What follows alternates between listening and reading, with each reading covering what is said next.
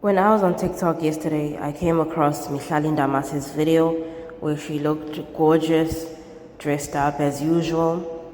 And I couldn't notice like the sadness in her eyes and the fact that she limited her comment section, and I couldn't help but feel so much sadness for Mihlali and lately the things that have been happening around her name and legacy. So basically, Mihlali is one of the OG YouTubers in South Africa. She is actually the first South African girl to actually be a full-time makeup YouTuber and actually reach a level of success where you're actually working with like international brands. And so Mihlali for me is actually the biggest beauty influencer of our time. As a Gen Z, right? She is like the biggest beauty influencer of our time. She's one of the few beauty influencers that even got to work with Rihanna, Fenty Beauty and stuff.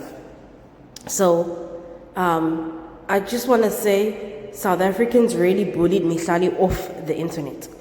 And I'm specifically talking about YouTube, that once upon a time Mihlali would always be dropping vlogs. Yes, her videos have become way more diverse than makeup, but Mihlali for me is like my favorite beauty and one of like my favorite travel influencers.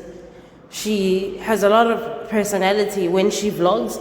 I feel like I'm with her, and she's also like very ladylike. So it's like a mixture of the crazy side, the ladylike side, you know.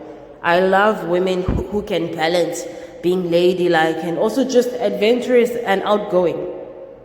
Because for me, I'm not very ladylike. I'm just like outgoing, you know. So I'm thinking to myself that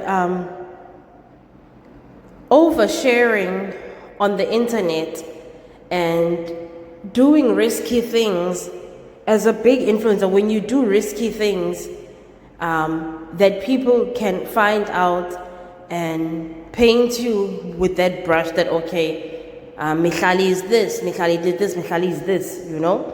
It's actually like really sad how years of work, years of building up your legacy can literally be destroyed because of one bad story or a couple of bad stories about you. So I just want to talk about the fact that Mihlali is such an inspirational figure for young black women who organically want to use the internet to their advantage, because Mihlali grew organically. People just organically followed the YouTube channel.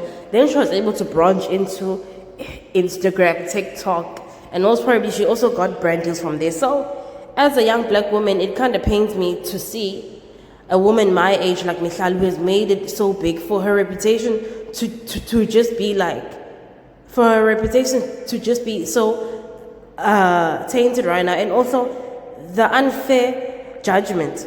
Mihlali has been linked to a lot of controversial men, controversial like relationships, but for me it's a thing of that doesn't define Mihlali as an influencer.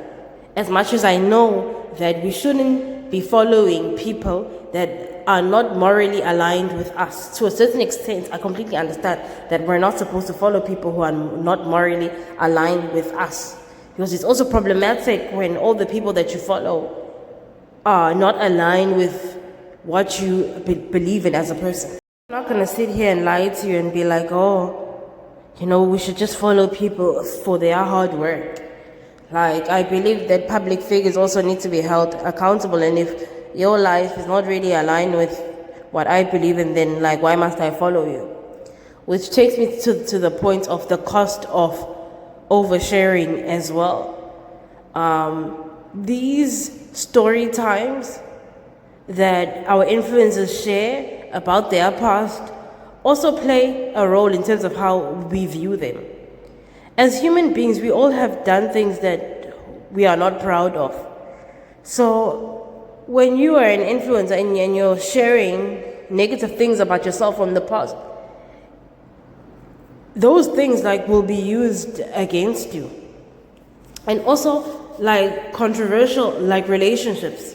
When you are a public figure and you are being linked with married men, there are rumors of you. Those things like really ruin your reputation, not because you are more wrong than the married man, but because as a woman, the judgment will forever fall on you. And this is what I think happened to Mihlali. Mihlali was judged harshly for her mistakes because she is a woman, right? Men can do horrible things, be judged for 2 days, and everybody forgets. But women, on the other hand, because of patriarchy, have to suffer criticism, bullying, because I feel like men also are very intimidated by Mihlali's beauty and success. Even when Musa Kawula publishes a story that is not true, some South African men who are intimidated by Mihlali's beauty will run with the story just to humble her. So honestly, I hope we as young South African women can learn that oversharing on the internet is a bad idea, and that when it comes to these internet careers, reputation does matter. Even if you're sorry and you've grown out of doing something, when people have decided to see you in a negative light, people will always see you in a negative light, and that honestly kills your spark. You know, being known for too much, being known for too many bad things, or being linked to too many bad things, really even destroys us, like your spark. We no longer see you like in the same way. So this video is not to put down Mihlali. I really admire Mihlali, and I really hope that one day she can gain the confidence to let go of everything and just come back and vlog.